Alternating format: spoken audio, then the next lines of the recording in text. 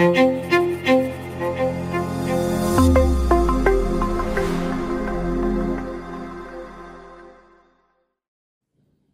نام خدا. سلام، وقت همه شما بخیر. امیدوارم که حال همتون خوب باشه. خب دوستان عزیز، توی این بخش میخوایم با هم دیگه در مورد چگالی صحبت کنیم. یه سوال اینجا مطرح میشه. ببینید بچه‌ها، اگر بخوایم دو تا ماده رو به لحاظ سنگین و یا سبک بودن با هم دیگه مقایسه کنیم، خب طبیعتاً جرمش رو بچه‌ها با هم مقایسه میکنیم. فرضاً 1 کیلوگرم آب با 1 کیلوگرم شیر با هم دیگه به لحاظ جرم فرقی ندارن، چون هر دو 1 کیلوگرم هستن. اما زمانی که از شما بپرسن 1 لیتر شیر سنگین تره یا 1 لیتر آب، اینجا دیگه بچه‌ها دیگه باید بحث چگالی به میون بیاد.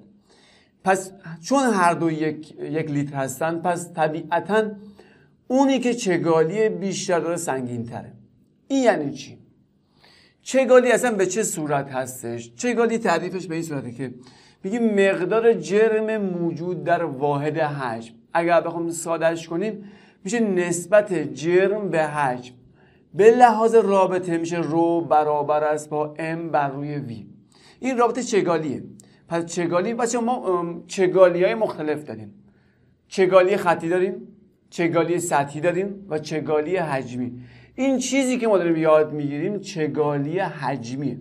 پس اگر ولی تو سوال به شما گفتن جرم حجمی، یعنی همون چگالیه. پس چگالی خطی، چگالی سطحی و چگالی حجمی، درست است چا؟ پس چگالی که میگه همون جرم حجمی ماست. خب تو این قسمت بچه طبق رابطه رو برابر است با m بر روی v، جرم که باید بر مبنای کیلوگرم باشه و حجم باید بر مبنای متر مکعب. پس نتیجه میگیرم که چگالی مبناش کیلوگرم بر متر مکعب میشه. حالا موضوع دیگه چیه؟ امکان داره بچه تو سوالات جرم و کیلوگرم نده، بده گرم، یا حجم بر مبنای متر مکعب نده، سانتی متر مکعب بده، لیتر بده. پس واحدهای دیگه برای حجم، برای چگالی وجود داره. اصلی ترین واحد اون کیلوگرم بر متر مکعبه. اما در خیلی از سوالات به شما بچه‌ها گرم بر سانتی متر مکعب میدن. ما باید گرم بر سانتی متر مکعب رو تبدیلش کنیم به چی؟ کیلوگرم بر متر مکعب. اما دیگه نیاز نداریم بریم تبدیلاتی که در قسمت قبلی درس یاد گرفتیم توش پیاده کنیم. با یک عدد، یک ضریب میتونیم فعلا چیکار کنیم؟ گرم بر سانتی متر مکعب رو به کیلوگرم بر متر مکعب تبدیلش کنیم. بچه برای تبدیل گرم بر سانتی متر مکعب به کیلوگرم بر متر مکعب ضرب در 1000 بشه. یعنی چی؟ یعنی اگر به شما عدد بده بگه اینجا چگالی اون 8 گرم بر سانتی متر مکعبه، اگر ضرب در 1000 کنم میشه 800. یعنی 800 کیلوگرم بر متر مکعب میشه. اما برعکس این یعنی چی؟ یعنی کیلوگرم بر متر مکعب میخواد بشه گرم بر سانتی متر مکعب تقسیم بر 1000 میشه. این تبدیل واحد این بخش که ما خیلی بچه پشت سر کار داریم. اما میتونه بچه واحد حجم لیتر هم باشه. پس دو تا واحد دیگه کنارش میاد که در کنکور از این قسمت سوال مطرح شد. ببینید بچه‌ها، یک واحد کیلوگرم بر لیتر، واحد کیلوگرم بر لیتر با گرم بر سانتی متر مکعب یکی. یعنی اگر انتهای سوال بپرسه چگالی یک جسمی چند کیلوگرم بر لیتره، منظورش اینه به من بگو چند گرم بر سانتی متر مکعبه. یا فرضاً بچه ببینید کیلوگرم بر متر مکعب با گرم بر لیتر یکسانه. یعنی اگر به شما بگه چگالی جسمی فرضاً 2 گرم بر لیتره، یعنی 2 کیلوگرم بر متر مکعبه. پس این دوتا باید بلد باشین. پس کیلوگرم بر لیتر با گرم بر سانتی متر مکعب یکیه و گرم بر لیتر با کیلوگرم بر متر مکعب یکیه. اما بریم توی این فرمول. خب چگالی چی بود؟ رو برابر است با m بر روی v. میخوام بریم طبق روابطی که داریم چگالی یک جسم اندازه گیری کنیم. خب باید جرمشو بدونم، باید جرم رو اندازه گیری کنم چند کیلوه. یا تو سوال به شما میده، یا بچه اگر بخواید به صورت عملی این کار رو انجام بدیم، طبیعتا شما نمیتونید که با دست خودتون وزن نشونید، که باید رو ترازو قرار بدیم. پس برای اندازه‌گیری جرم باید از ترازو استفاده کنیم. اما برای حجم دو حالت مختلف داریم بسته به اینه که جسم ما مایع یا جامد متفاوت میتونه باشه. اگر جسم ما مایع باشه از ظرف‌های مدرج استفاده میکنیم. بچه‌ها فرضاً توی یه ظرفی مقدار آب میریزیم، اگر مدرج بشه فرضاً میگه این 2 cc درسته؟ حالا اگر بچه‌ها جسم ما جامد باشه بازم دو حالت داره. آیا این جسم جامد من شکل مشخص داره، ساختار منظم داره که بهش میگم بچه‌ها همگن، جسم جامد همگن، درسته؟ این ساختارش مشخصی داره، ما میتونیم ببینیم چه اتفاقی توش میفته.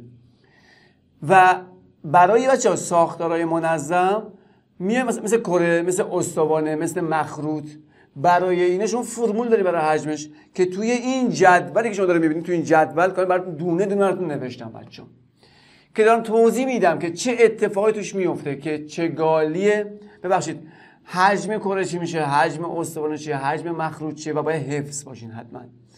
اما بچه اگر جسم جامدشون ساختارش نامنظم باشه، یعنی یک جسمی بهت بدن من ندونم این اصلا استوانه است، ندونم این کره چیه، اصلا مشخص نیست برام، اینجا یه کار انجام میدم.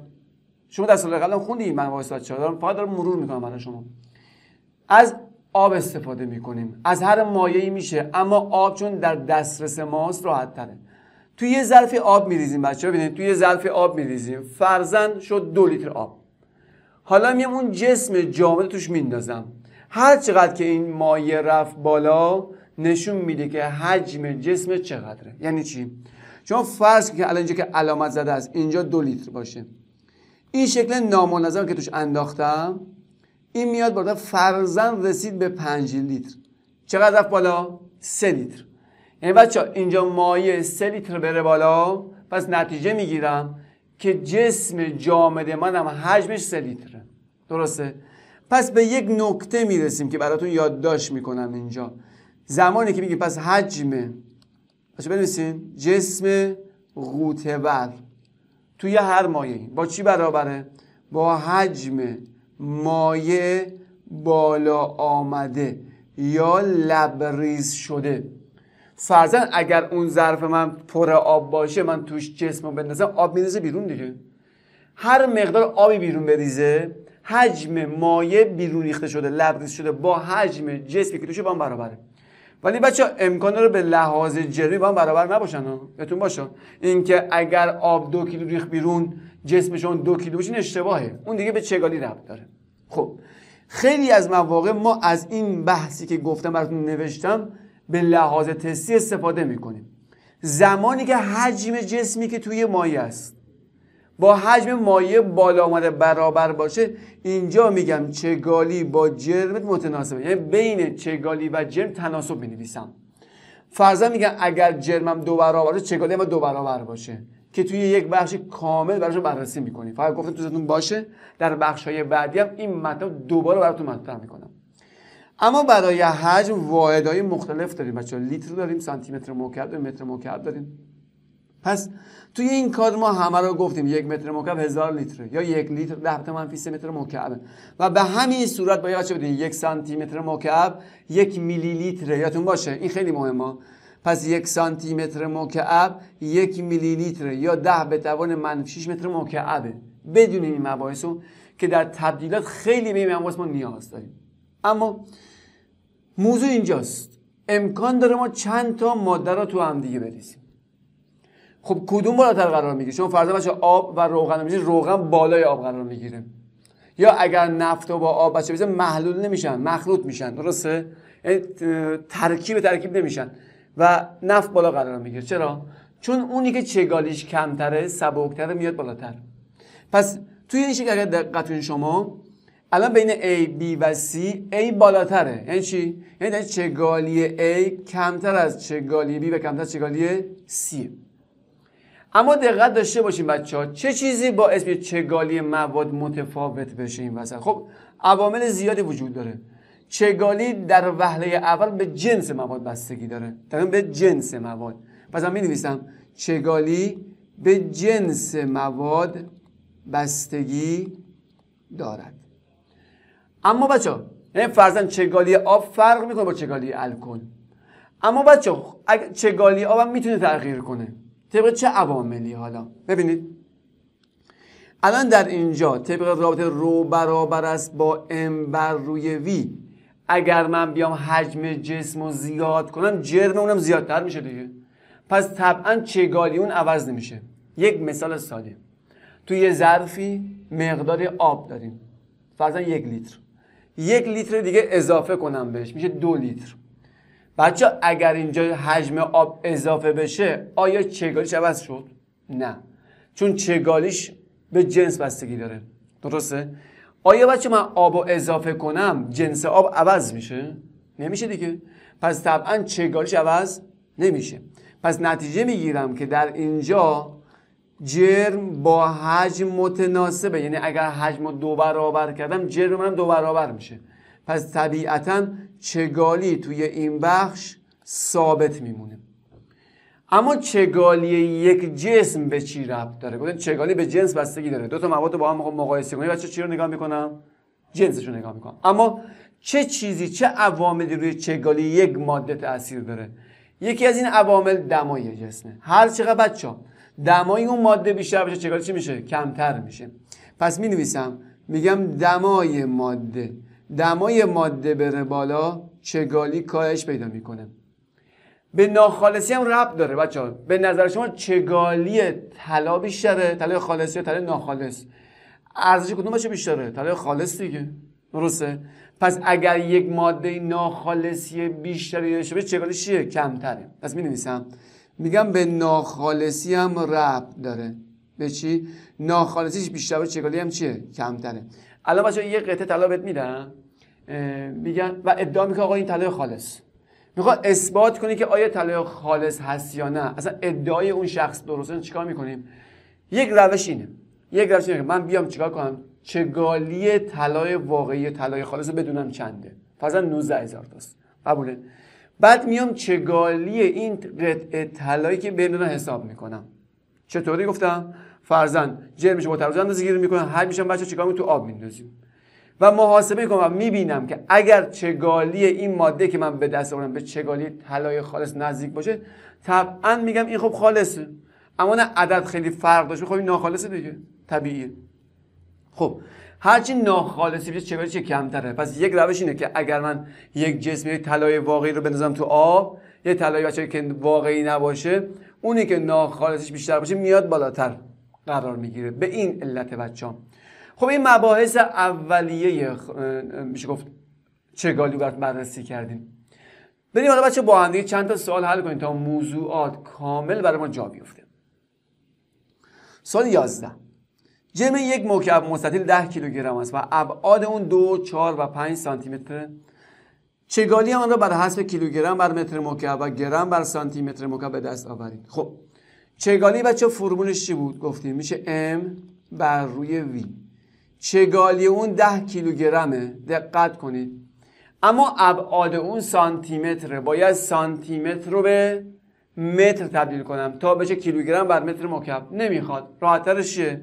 همه رو همون سانتی متر می نویسم، تو هم ضرب میکنم، این میشه سانتی متر مکعب. حالا این ضرب داره اضافه است اینجا، من پاک کنم. خب اما باید چیکار میکنم؟ اونی که کیلوگرم هست رو میبرم به گرم، یعنی 10 کیلوگرم رو ضرب در چی میکنم؟ 1000 میکنم. اگر حساب کنم این بچه ها 40 تاست، درسته؟ با این اگر ساده کنم میشه 25، یعنی 1000 به چه میشه؟ 25 تا. و جواب 250 گرم بر سانتی متر مکعب. حالا که کیلوگرم بر متر مکعب میخواد ضرب در 1000 میکنم، میشه 250 1000 کیلوگرم بر متر مکعب. بریم سوال 12 رو با هم بررسی کنیم.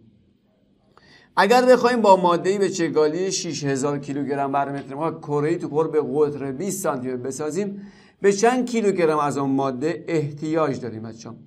ببینید جرم ازت میخواد طبق رابطه رو برابر است با MV که اینجا برات می‌نویسم.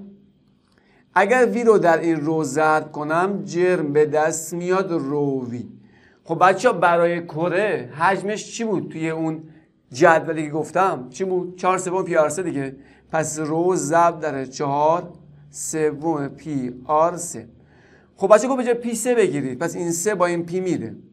چگالی که 6000 ضرب در 4 قطر رو گفت 20 سانتی متر، پس شعاع میشه 10 سانتی متر. چون واحد چگالی رو بچه اینجا گفت کیلوگرم بر متر مکعب، من که جرم رو کیلوگرم گذاشتم، برای حجم هم باید سانتی متر مکعب باید متر مکعب قرار بدم. پس اینجا اون 10 سانتی متر باید بشه 1/10 متر. پس 1/10 به توان 3 قرار بدم، در نهایت جواب میشه 24 کیلوگرم. پس جواب گزینه 4 میشه دوستان. سوال 13. استوانه فلزی به شعاع قاعده 2 سانتی متر و ارتفاع 16 و به جرم 960 گرم داریم. الف، چگالی استوانه را به دست آورید. خب ساده است، مثل قبلیه. چگالی رو برابر است با m بر روی v. اما نیاز به حجم داریم. حجم چیه؟ استوانه. حجم استوانه پی آر 2 اچ. پی رو گفت 3 بگیرید، شعاع 2 سانتی متر به توان 2 و ارتفاع 16. ببینید شعاع باید سانتی متر باشه، ارتفاع که سانتی متره، نمیتونه یکی متر باشه یکی دیگه سانتی متر، اشتباه میشه دیگه. خب بچه جواب میشه 12 ضرب در 16. دنبال این نمیشه که حاصل اینو به دست بیارین. بچه ببینید یک بحثی است، در شما چند سال دهمید، حالا بعضا بچه سال 12 شاید نگاه کنن این ویدیوها رو، اما مبنای من اینه که الان توی دانش آموزی که داره نگاهی سال دهم هستین، پس 3 سال وقت برای کنکور خودت. در بخش فیزیک یک بحث است به نام ساده کردن حرفه‌ای، یعنی باید بدونی کجا حاصل به دست بیاری کجا دست نیاری. من میخوام از این عدد 12 ضرب در 16 تو مرحله بعدی استفاده کنم. خب چه اجباریه که من حاصلش رو بنویسم؟ نیاز ندارم اصلا که، چون میخوام بچه 12 ضرب در 16 رو میشه راحت‌تر ساده کرد. شما در بخش ساده کردن ها یک بخش تجزیه داشتیم، ما الان تجزیهش میکنیم تو سادهش کنیم دیگه. اینجا خب خودش تجزیه هست، فرضاً 12 ضرب در 16. میام تو رابطه چگالی چه قرار میدم؟ جرم چقدره؟ 960 گرم. اینم 12 ضرب در 16. این که گرم بود، این سانتی متر مکعبه. میتونم ساده کنم. بچه‌ها 960 96 به 12 ساده میشه 8 مرتبه. پس 960 میشه 80 مرتبه. 80 به 16 میشه 5 گرم بر سانتی متر مکعب. اگر کیلوگرم بر متر مکعب بخوام تبدیلشون ضرب درش هم میشه 1000. بعد میشه 5000 کیلوگرم بر متر مکعب. این برای بخش الف بود. برای بخش ب میگه وزن استوانه. خب بچه‌ها وزن میدونین که از جرم ضرب در شتاب گرانش، که باید حتما جرم شما بر مبنای کیلوگرم باشه. این که 960 گرمه، پس تقسیم بر 1000، ژ رو هم 10 میشه 9.6 نیوتن به دست اومد. پس یادتون باشه که در رابطه ام ژ جرم حتما کیلوگرم باشه. بریم سوال 14. میخوایم کره به جرم 3 کیلوگرم بسازیم به طوری که این کره درون استخر پر از آبی بیاندازیم داخل آب نرود. حجم این کره حداقل چقدر باید باشد؟ توضیح دادم که اگر جسم شما هر چگالیش کمتر باشه روی آب میمونه، درسته؟ یعنی میاد بالاتر. پس بچه‌ها باید برم حجم و طوری به دست بیارم که چگالی کره از چگالی آب کمتر باشه. پس برای اینکه تو آب بچه‌ها غرق نشه، ته‌نشین نشه، باید چگالی اون کره کوچکتر یا مساوی چگالی آب بشه. خب چگالی کره که میشه m بر روی v، چگالی آب هم 1 گرم بر سانتی متر مکعبه. خب جرم کره 3 کیلوگرمه که باید گرم بشه 3000 تقسیم بر v کوچکتر مساوی 1. از اینجا v میشه بزرگتر مساوی 3000 سانتی متر مکعب، یعنی حداقلش اینه که 3000 باشه. پس جواب گزینه اول میشه دوستان. تو اینجا بخش اول رو به پایان رسوندیم. در بخش بعدی با ادامه سوالات در خدمت همه شما هستیم. موفق و پیروز باشید. خب دوستان عزیز، ویدیوی آموزشی این بخش رو مشاهده کردید. تمام ویدیوها با کیفیت بسیار بالا، با سطح آموزشی بسیار بالا در وبسایت لندآموز قرار داره. شما ادامه این ویدیوها رو میتونید در وبسایت لندآموز مشاهده کنید.